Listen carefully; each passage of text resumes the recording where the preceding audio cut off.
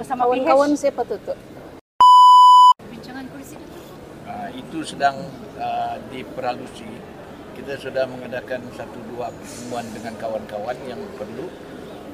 Jadi kita akan mutamatkan nanti sebelum kita bubar Dewan Undangan Negeri. Bersama kawan-kawan siapa tuh?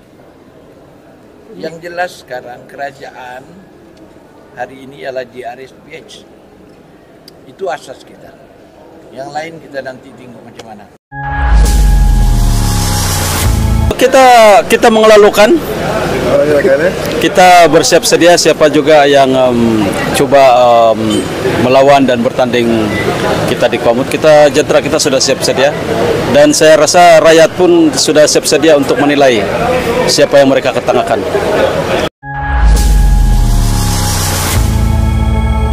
Terserahlah juga kepada rakyat menilai sama ada saya ini masih relevan atau tidak. Ya, saya akan mempertahankan Dewan Undangan Negeri Petagas dan bila sebut Petagas ini adalah kawasan yang bukan saya nak kata cukup jaga, tetapi memang saya dekat dengan rakyat, selalu bersama-sama dengan rakyat dan juga selalu melihat apa masalah-masalah yang dihadapi oleh rakyat.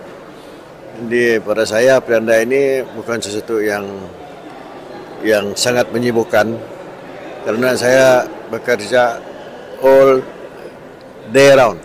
Setiap hari saya ada saja yang saya urus tentang rakyat. Ini maknanya kalaupun cukup rakyat itu baik, tapi saya tidak pernah merasa complacent. Saya terus bekerja dan mendekati rakyat setiap hari. Pada saya soal siapa yang mau bertanding, parti mana yang mau masuk bertanding, itu adalah hak masing-masing. Jadi terserahlah kepada rakyat untuk menentukan siapa yang mereka fikir boleh membantu mereka ketika mereka memerlukan bantuan daripada wakil rakyat. Saya telah bekerja dan saya telah melakukan apa yang sepatutnya. Terserahlah juga kepada rakyat menilai sama ada saya ini masih relevan atau tidak. Tapi pada saya yang terpenting sekali ya bila jadi YB ini mengurus rakyat. Sentiasa bersama-sama dengan rakyat. Apa masalah rakyat kita bantu.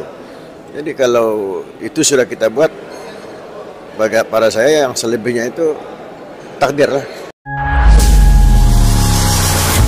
Selepas habis duduk ni, macam mana persiapan pilihan raya?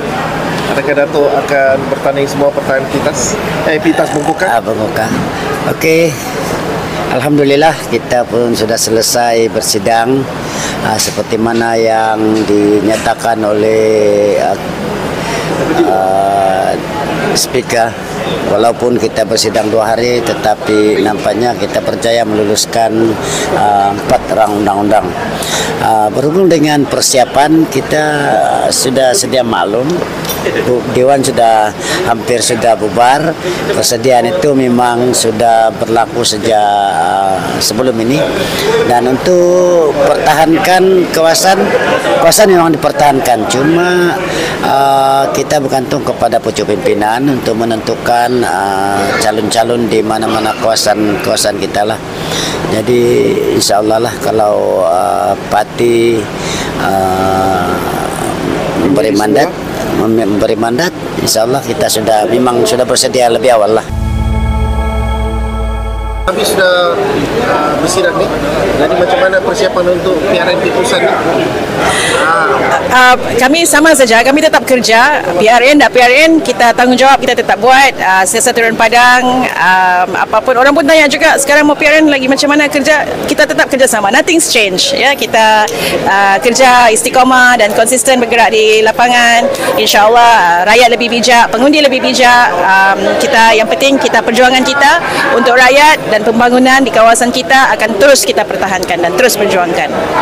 Ada bertanding ya, apapun kita terbuka, siapa-siapa pun boleh. Ini adalah kita mengamalkan sistem demokrasi, siapa-siapa pun boleh bertanding, siapa-siapa pun boleh berlobby untuk jadi calon. Apapun semua yang terbaik, all the best. Siapapun calon, kita harap adalah yang calon terbaik untuk membantu kawasan kita dan terus memperjuangkan dan mempertahankan negeri kita. Saya ucap tahniah kepada Kerajaan Sabah hari ini, pimpinan yang amat berhormat Sulaiman selaku Ketua Menteri, kerana telah menguruskan keuangan kerajaan dengan cukup baik, termasuk menerima sijil Ketua Audit Negara bagi penyata keuangan kerajaan negeri tanpa teguran unmodified opinion sebelum ini, yang pada saya menunjukkan tadbir urus yang membanggakan.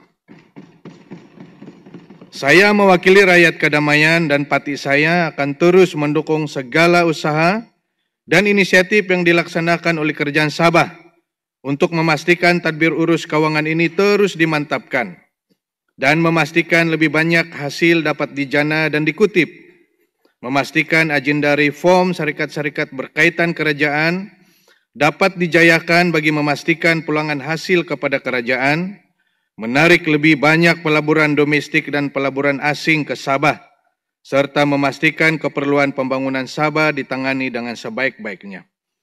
Saya harus merekodkan dalam diwan ini usaha yang dipelopori oleh Yang Amat Berhormat Ketua Menteri dalam mendapatkan kutipan hasil yang lebih tinggi, termasuk pembayaran interim ke atas perkara 112 di Perlembagaan Persekutuan yang meningkat daripada 26 juta ringgit kepada 125,6 juta ringgit pada tahun 2022, seterusnya ke angka 306 juta ringgit pada tahun 2024 dan seterusnya 600 juta ringgit bermula tahun ini.